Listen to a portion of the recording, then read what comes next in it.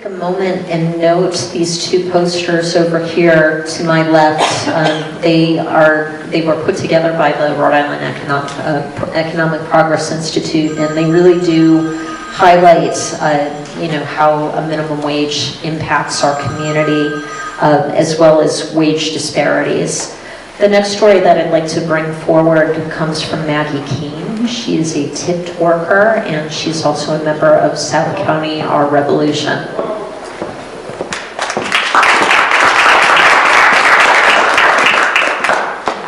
Great.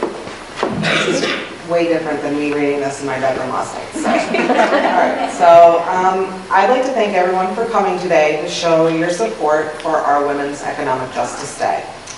I'd also like to thank the Coalition for all their hard work regarding these bills and just say how happy I am to be part of this effort. That being said, I believe it's imperative that women in our beautiful state achieve economic equality and justice. And I believe that can begin with raising the minimum wage to $15 an hour and increasing the tip minimum wage. I'd like to talk about my own experience regarding wages and income inequality. First, I'll tell you that my name's Maggie, and I am a waitress at a restaurant in South County. I've worked in various restaurants for the past 20 years to date myself, and I've been involved in volunteer efforts to pass this $15 minimum wage bill. In my testimony in past committee hearings, I talked about value, the value of good employees, what types of jobs are considered a value, the value of finding a career you're passionate for, or even what value a worker would consider his own. And how do we appreciate these values? I certainly know that the Rhode Island farm-to-table restaurant industry is a value to our local economy. I would say our tourist industry is a value to our economy. And I know that small business owners are definitely seen as a value to our economy. So why would I say that restaurant workers in general would wonder if their work was considered a value? Or even more so, why is there this notion that the front of the house, servers, should not hold some value as well? And why servers should be left hanging in the wind because of some outdated sexist notion that we don't deserve a decent hourly wage? When you work for a small local place like I do, you really get to know your customers well. You learn about their family, you celebrate with them, and you provide them comfort when they need it. I always believe people feel better after they get some nourishment, to deal with their crazy lives and their hectic schedules. And I just know that sometimes it's just nice to have a little fuss made over you when you come in to just make you feel a little special, especially because the world just sort of tends to just drag over you, so sometimes you're not really felt appreciated in this world. And that's important. We seldom know what challenges people face in their lives, so I do believe that the services I provide have value. I believe that all servers should be able to know that they are valued as an important piece of a thriving restaurant industry that has grown immensely in the past 10 years.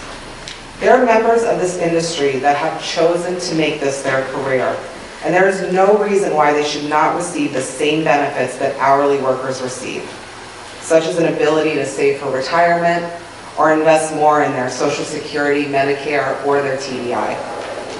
I'm here to disprove this preconceived notion that this is a temporary career for most. I work with women that have been in this game for over 15 years, and we are all lucky to work at a place where we are able to make a pretty decent living. But we still have those moments. I'm sick, but I need to work. This guy's being a real sleaze, but I have to be nice to him or he won't leave me a tip. Or this family just stiffed me on an $80 bill, right? That still happens. And I need to emphasize the stress that is caused when you are uncertain of how much money you will make month to month. It's an incredible stress. And with an hourly rate of $3.15 an hour, my checks are usually $0.00, and I still end up paying taxes at the end of the year. So there's no regular weekly check to get me through those bad months. And so let's face it, there are reports that a livable income in Rhode Island, it definitely needs to be more than $15 an hour to be able to afford housing and general lifestyle things. And I know that in general, it is uncommon for waitresses to earn more than an average of $15 per hour in tips. I know they get waitresses from certain restaurants to testify at committee hearings that they average more than that an hour in tips. But those are exceptional restaurants. Those are not the average. And I know that and I work at an exceptional restaurant, right? I make a very good living. But I also know that there are certain circumstances in my life that have allowed me to get this job.